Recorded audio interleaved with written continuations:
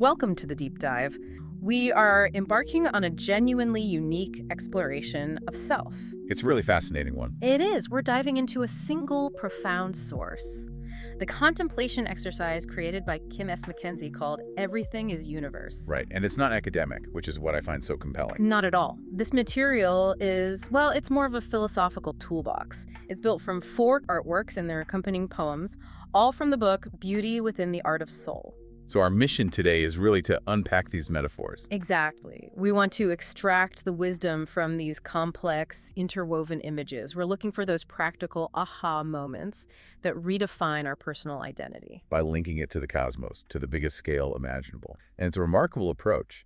MacKenzie provides this framework for defining the soul through scale, composition, energy, and then foundation. So it's a journey. It's a journey. Instead of just giving us definitions, we get relationships between these ideas. So we're going to follow that structure. We'll start big, looking at the universe. And then bring it all the way down. And then narrow down to the most essential, grounded principle, the one that stabilizes our everyday life. It's a very elegant structure. It sets the stage beautifully. Okay, so let's unpack this, starting with the foundational metaphor that gives the whole exercise its name. Everything is universe. Right. And the intention here seems to be, right off the bat, to just overwhelm you with scale. It certainly does. The starting point is suggesting that your innermost self, your soul, it's not some small little container inside you. It's massive. And the accompanying verse, it doesn't pull any punches in establishing that scope. It says, our soul's like a galaxy. It understands totality. Understands totality. I mean, I find myself immediately struggling with the sheer vastness of that. A galaxy, 100 billion stars. And you're comparing that to my own individual consciousness, which, sometimes struggles just to remember my keys. Of course. So if the soul understands totality, if it grasps the whole, why is our lived experience so fragmented, so consumed by these tiny, fleeting details? Well, I think that tension is the whole point of the contemplation. Our mind, our conscious mind, focuses on survival, on analysis, on the specifics of the moment. That's the fragmentation. That is the fragmentation. Yeah. The soul, however, is being defined here as operating on a completely different principle, a cosmic one. To understand totality means it doesn't just see the parts. It sees how they all connect. Precisely. It sees the interconnection, the light and the shadow all at once. Okay, give me an example. Well, think about it this way. When we experience some personal tragedy or a failure, our conscious mind just zeroes in on that immediate pain. Right, it's all you can see. But the soul, if it is a galaxy, inherently sees that one failure as just one star, maybe even just a flicker, in a vast ongoing process. It provides the context that transforms that fragmented experience into holistic meaning. So the goal isn't necessarily for our daily consciousness to become the galaxy. That seems impossible. I don't think so, no. It's more about recognizing that the galaxy is the essential background. It's like the operating system. Yeah. And we just need to stop obsessing over the individual apps running on the screen. Precisely. That is a perfect analogy. MacKenzie is inviting you to identify with the biggest, most unified structure possible. And this definition, it fundamentally shifts the goal of self-knowledge. How so? It shifts it away from just individual improvement, fixing the little bugs. Then toward universal connection. Exactly. That's a powerful setup. So we've established the size and the scope, the sheer vastness of the soul. But now we need to know what this massive thing is actually made of. If it's a galaxy, what are its stars? Yes, what are its stars? And that brings us to the second contemplation, made by light. This shifts us from scale to composition, to origin. And this transition is where the source material gets delightfully specific. How do you package cosmic substance for a human being? The quote is the one that really snaps you out of that abstract thought. It says, our soul is like a vitamin of Milky Way light origin. A vitamin. A vitamin. I mean, the term is just so surprising. We associate Milky Way light with grandeur and telescopes and the sublime. And a vitamin is essential. It's chemically specific. It's something you absolutely require for a massive organism to function. So why? Why package cosmic energy as something so mundane?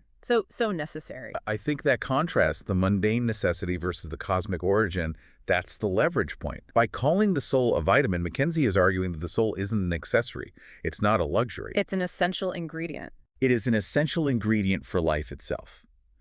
Just as you can't synthesize vitamin D without sunlight, the argument is you can't fully sustain human life, physically or spiritually, without this specific essential intake. And the source is defined as Milky Way light origin. Right. So this isn't just a metaphor for inspiration. It strongly argues for a literal, energetic cosmic heritage.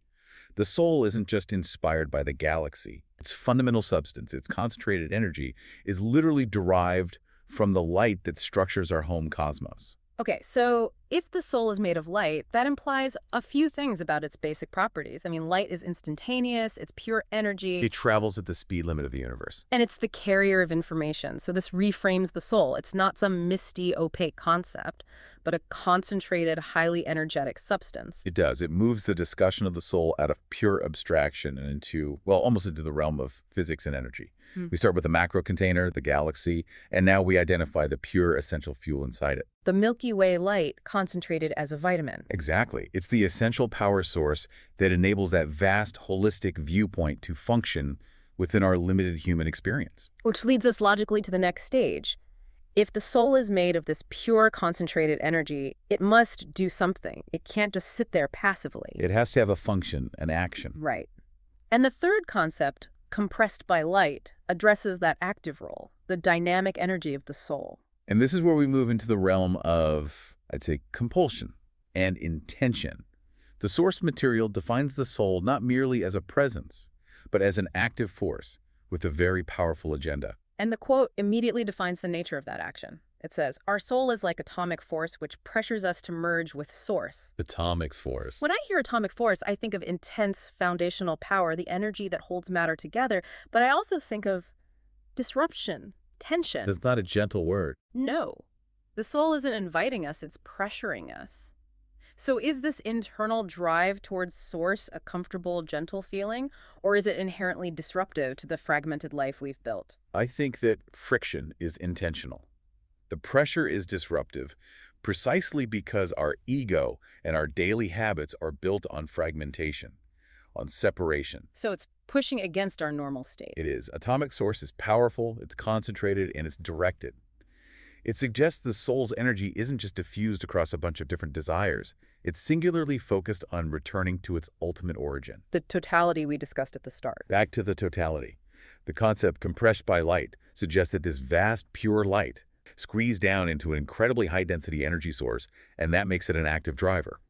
If we resist that pressure, We feel conflict. we feel conflict. The soul is constantly pushing the limited self, the individual human, back toward the cosmic, unified whole. So this is maybe why that spiritual or existential yearning can feel so powerful, sometimes even overwhelming. It's not a gentle wish. It's an atomic level mandate for unification. It's like an internal GPS that is locked onto source. And it is constantly rerouting us when we try to take the exit ramp toward ego or distraction. Exactly. It connects all the dots. The soul is vast because it came from the whole. It's made of light because that's the nature of the cosmos. And it exerts atomic force because Because that concentrated power is required to overcome the inertia of separation. It's a self-correcting impulse built into our very deepest being. okay, so we've established the soul's scale, its origin, and its internal energy. Now MacKenzie takes us on the final logical step, Which is grounding all of this. grounding this cosmic energy in the human experience with first principles. We're shifting from galaxies and atomic forces to the most practical, down-to-earth image possible, architecture. And this is the vital bridge. After all that cosmic buildup, you, the listener, need to know how any of this actually relates to your daily life. The first three concepts define what the soul is. And this last one defines what it does for us. What it does for the human system? Yes. And the quote provides that stability check. It says, "Our soul is like a cornerstone upon which our life rests upon." A cornerstone. A cornerstone is essential for stability, for orientation, but it's hidden, it's out of view. It's the heaviest, most durable piece of the structure laid first. So how does this vast, light-made, atomic force-wielding entity function as a hidden foundational building block? What's so fascinating here is that the cornerstone defines the soul's role as the necessary stabilizing element. I mean, if your foundation is weak, if your cornerstone is made of sand, The whole thing could the whole structure of your life, your purpose, your relationships, it will all shift and fail under pressure. Right. By calling the soul a cornerstone, MacKenzie integrates the cosmic into the mundane. The reason your life can be resilient and structurally sound is because its foundation is not temporary human emotion or circumstance. It's something bigger. It's something as vast and powerful as Milky Way light compressed by atomic force. Yeah. It's the most durable, most reliable foundation you could possibly have. It gives a practical utility to all the previous concepts. The reason we're pressured to merge with Source, the reason the soul understands totality, is so that the structure of our life, the human building we live in, is sound. Yes, the cornerstone defines the orientation. The atomic force is the durability of the material itself. And that raises a crucial question for you, the listener. If this cornerstone is the foundation upon which everything rests, yet it's typically hidden beneath the surface of our awareness. We can't see the cornerstone, but we can definitely feel the pressure of that atomic force if we're building crookedly. These contemplation exercises are, in essence, a set of blueprints for checking your foundation. That is the perfect way to synthesize these ideas. Let's quickly summarize the 4 powerful insights MacKenzie presents here, which really invite you to rethink your innermost self. We started by establishing the soul's scale and scope. It is like a galaxy, and it inherently understands totality. All right, the macro view. Then we move to its composition, defining it as a vitamin of essential energy derived from Milky Way light origin.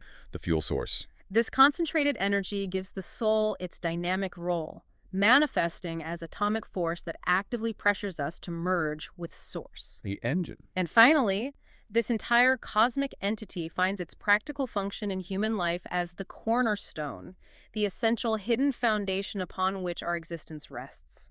I think the true takeaway here is that these works don't just invite you to feel connected to the universe, they provide a structural definition of how that connection operates inside you, Right. from the scale of the cosmos right down to the stability of your daily choices. The cosmic nature of the soul is directly responsible for its stabilizing foundational role in your life. Which brings us to a final provocative thought for you to carry forward with you. Considering that MacKenzie described the soul as an atomic force, which exerts constant, powerful pressure to merge with totality, That energy is already locked inside you. it is right underneath the structure of your life. So what does the existence of that constant internal force suggest about the immense potential energy stored within your own cornerstone? And what would actually happen if you stopped resisting? What if you finally yielded to that powerful push toward unity? If that core purpose is reunion, just imagine the energy that would be released when the structure of your life finally aligns with the force that built its very foundation. This deep dive, sourced from art and poetry, gives us a uniquely powerful framework. It takes the largest possible scale, the universe itself, and uses it to define the most intimate thing about you, your inner self. Every single thing about your individual existence, from its foundation to its destiny, is inextricably linked to the cosmos. Everything is, indeed, universe.